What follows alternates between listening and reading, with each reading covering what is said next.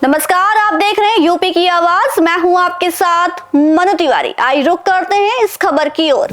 दिल्ली चुनाव के नतीजों पर कांग्रेस नेता उदित राज ने कहा कि रुझानों से लगता है भाजपा सरकार बनाएगी और कांग्रेस का प्रदर्शन बहुत खराब रहा है। अगर हमारा वोट प्रतिशत बढ़ भी जाए तब भी ये हमारी हार है, क्योंकि कांग्रेस के वोट भाजपा में जो चले गए। वहीं केजरीवाल पर निशाना साधते हुए कहा कि मध्यम वर्ग अरविंद केजरीवाल से बहुत नाराज था। आम आदमी पार्टी को जो वोट मिले वो सिर्फ लाभार्थियों का वोट है। आम आदमी पार्टी को विचारधारा का वोट नहीं मिला। कांग्रेस नेता उदित राज ने इस वीडियो में क्या कुछ कहा, आप भी सुनिए। रुझानों से लगता है कि भारतीय जनता पार्टी सरकार बना ले जाएगी, और रुझानों से भी लगता है कि कांग्रेस का परफॉर्मेंस बहुत खराब है, इसलिए कि जो वोट कांग्रेस का आम आदमी पार्टी के में चला गया था वो हमें आना चाहिए था, वो भारतीय जनता पार्टी में जाता हुआ दिखाई पड़ रहा है। तो वोटर परसेंटेज थोड़ा बहुत बढ़ भी जाए तो मैं कहूँगा तो भी हमारी हार है। हार इसलिए हमारी है कि हमारा वोट हमें मिलना चाहिए था। कांग्रेस का वोट कांग्रेस को वापस आना चाहिए था। कांग्रेस का वोट चला गया बीजेपी में, एक बात। तो हम वोट ज्यादा परसेंटेज बढ़ा नहीं पाए। दूसरी बात यह है कि पर्टिकुलरली केजरीवाल से मिडिल क्लास बहुत ही ज्यादा नाराज था कि ये झूठ बोलना, अनाप शनाप का आरोप लगाना और ये काइयापन और नटवर लाल की जो छवि बनी है वो उसके वजह से मिडिल क्लास शिफ्ट किया है बीजेपी को कि बीजेपी हराने की क्षमता में है। और तीसरी बात है कि जो आम आदमी पार्टी को वोट भी मिला है अभी भी लाभार्थी का वोट है। वो आम आदमी पार्टी को कोई विचारधारा की वोट नहीं होती, उनका लेना और देने का वोट है। कार्यकर्ता के बीच जाते हैं सोशल मीडिया के थ्रू और के थ्रू कि ये मुझे वोट दो, हम तुम्हें ये दे रहे हैं। तो इस तरह की जो राजनीति शुरू करी है इन्होंने, तो उसको भी इस बार मिडिल क्लास ने, अपर मिडिल क्लास ने, बिजनेस क्लास ने, दलितों ने भी रिजेक्ट किया है। एक बात यह है कि मुस्लिम वोट भारतीय जनता पार्टी जीत जाएगी इसके वजह से आम आदमी पार्टी के साथ फिर गया लाभार्थी प्लस मुस्लिम।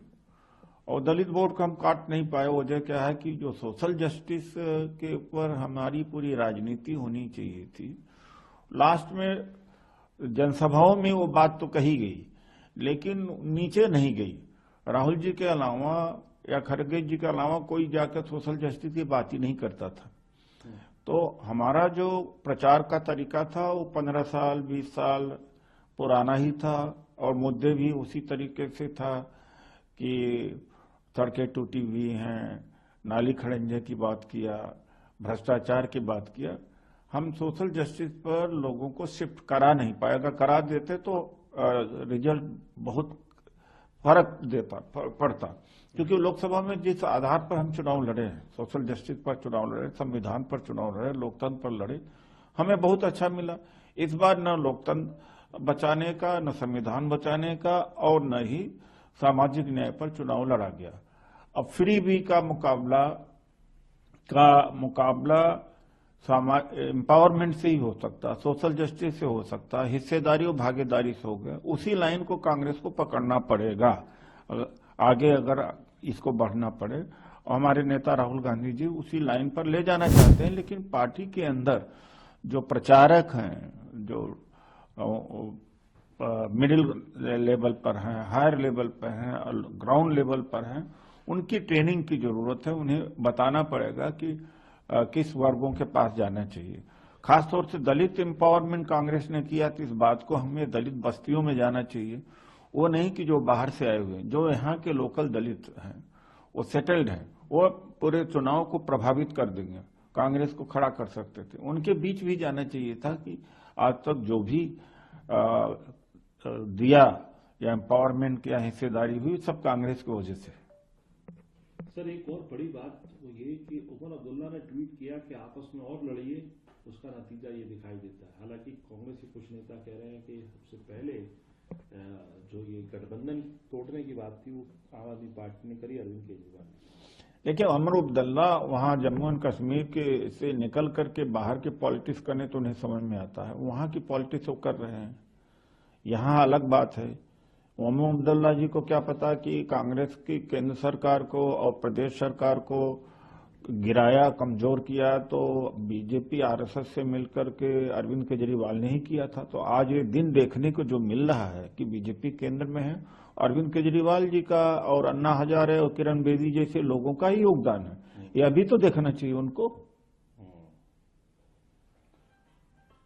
सर अब कैसे देखते हैं आगे, अब की राह कांग्रेस की आगे कैसे रहेगी? अरविंद केजरीवाल भी कहीं ना कहीं अपनी सीट पे पिछड़ते दिखाई दे रहे हैं, कुछ ज्यादा मार्जिन नहीं है।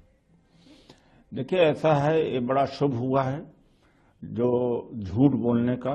दिल्ली वालों के लिए तो अच्छा हुआ है, इसलिए अच्छा हुआ दिल्ली वालों के लिए कि रोज मतलब कोई टकराव, झगड़ा और बहानेबाजी, गंदा पानी इतना आ रहा है, सड़कें टूटी हुई हैं, प्रदूषण बहुत ही बढ़ गया है और नालियां बदबू दे रही हैं, सफाई कहीं है नहीं, डेवलपमेंट है नहीं।